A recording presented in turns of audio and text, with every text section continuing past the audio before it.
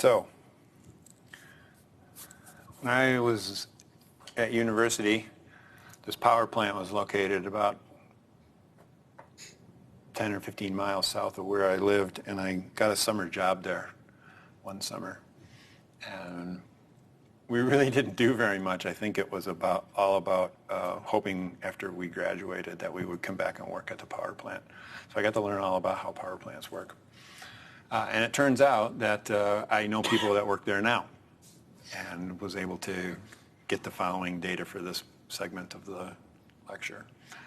So this is the J.H. Campbell plant in Michigan. It's right on Lake Michigan. So in the state of Michigan, people in Michigan, they use their hands. You know, where are you from? From Michigan. They put their hand up, you know, because it's got like that thumb thing that sticks out. So, you know, it's on the west coast. Lake Michigan is here, and Chicago's down here.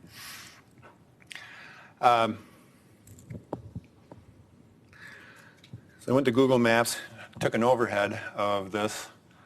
So there's, I want to say one more thing. Then back up. So you'll see there's two smokestacks here, exhaust gas stacks. There's two boilers and turbines inside this building. So, and they call this Unit 1 and Unit 2. And then this is the one where I worked at. This is Unit 3. And at the time, it was the largest single boiler unit in the country. I don't know if that's still true, but it was when I worked there. And this device right there is a conveyor system that takes coal that we'll see in the overhead that's out in this field over here, and it gets shipped into from Units 1 and 2 and gets shipped over to Unit 3 to be burned and make steam and turn a turbine that turns a generator that produces electricity. So here's the overhead. So coal comes in. I think there's actually some train coal cars right there. So this is the train track, and the cars loaded with coal. Has anyone seen them here going up to the high country or coming down from the high country, because they mine coal in the west and north here, and then it comes down through the Denver area? Have you ever been up Highway 72 and seen the coal trains going by? They're really long and full of just all this coal. Okay.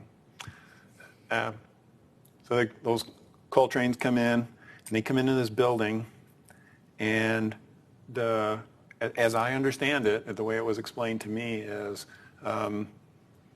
there's this big, like, claw-like hand that grabs a hold of each car and tips it over, and all the coal dumps out into this underground hopper that's 3 or 4 or 5, 6 stories down below the surface. And then there's this conveyor belt that transports all the coal up to this central distribution hub, and they bring it out, and they separate it out here into various grades, various qualities. They get coal from the west. It has a certain set of properties. If they get coal from Tennessee or the east, it has a different set of properties. And then later, they use bulldozers to bulldoze it up, and it gets conveyored up and conveyed into Units 1 and 2, which are here. You can see that's the smokestack right there for Units 1 and 2. And then that bridge that I showed you in the previous picture, this is the conveyor system that takes the coal over to Unit 3. So that's how the coal gets into the buildings.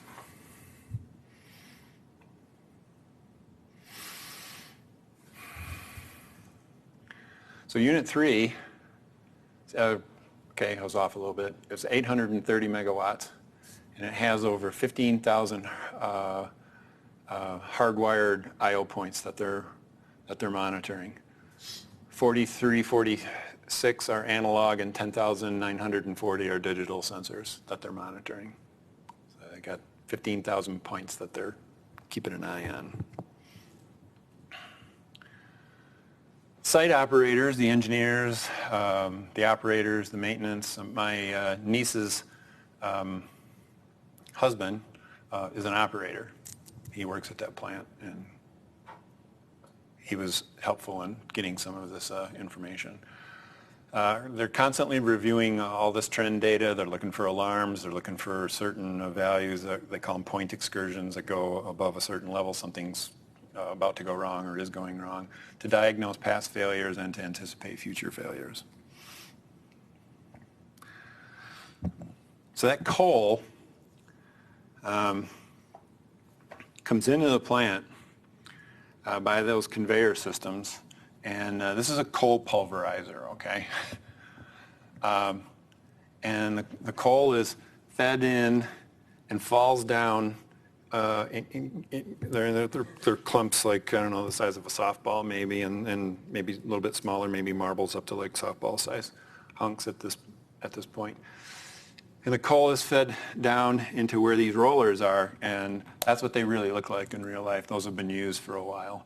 And there's a shaft that's driven by a motor that comes right down the middle and makes those rollers roll around in that track, and it pulverizes the coal into a very, very, very fine powder, okay? And that powder then is forced with forced air out tubes that lead up into the boiler where there's basically a controlled explosion going. When I worked there, college students, hey, let's go. So the boiler, it's a good thing the boilers are run at negative pressure, okay? So there's all these service hatches, and the boiler's many, many stories high. You know, we're engineers and we're curious. Hey, let's go over and open that access hatch and look inside. So we go over there, crank the handle, open it up, and it's like looking at the sun. Whoa! Close it, and it's, you know, all this air is being, you can hear all this air being sucked in, and we never got in trouble for that. But we were just curious. These, I don't know what the rotational speed of these wheels are, but they're really loud.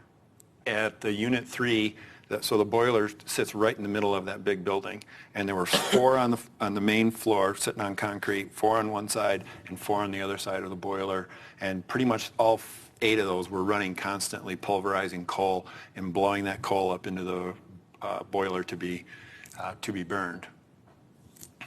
And there's a link to a YouTube video if you want to find out more about coal pulverizers. So they had a problem with a main shaft vibration and that main shaft breaking. Yes? What kind of, if you go back to the other slide, looking at the pulverizers, what kind of yield do you get out of that in terms like how, with 8 of those, how much burnable coal do you get like per hour? Like I have no idea, but there's very... That's a specific question, but I'm trying to like get an idea of, you know, how long it actually takes like pulverize like a chunk of coal. Is it something that's really quick? It just like drops in? And so it drops in, so it's constant, this is my understanding, okay? Coal is constantly being dropped in there, and it's being pulverized, okay? And when it gets down, when the particles get down small enough, they get caught by the forced air, and they're able to get up into the pipes that lead to the burner. And if they're too big still, they fall back down and they get smashed. So it's sort of like hail in reverse, right? Where it goes around and around, and eventually hail falls to the ground. So the particles keep getting smaller and smaller and smaller until they can escape. And they do have, one of the things I had to do when I was there, one of the jobs they gave me was to map all the pipes from the pulverizers up to the sides of the boilers because they had leaks. You'd come in every morning and there'd be coal dust all over on the main floor, and they were trying to figure out where the leaks were coming from, so they had me draw this isometric drawing of where all the flanges were, and then after they had that, they were going to send technicians out and check all of those flanges to see if the bolts had to be tightened down on them because they were losing some, you know, a certain amount of coal dust. So it's all about, they were trying to improve efficiency and reduce waste, right? So that was one of the jobs that they gave me when I was working there. But mostly we sat around and talked and played cards.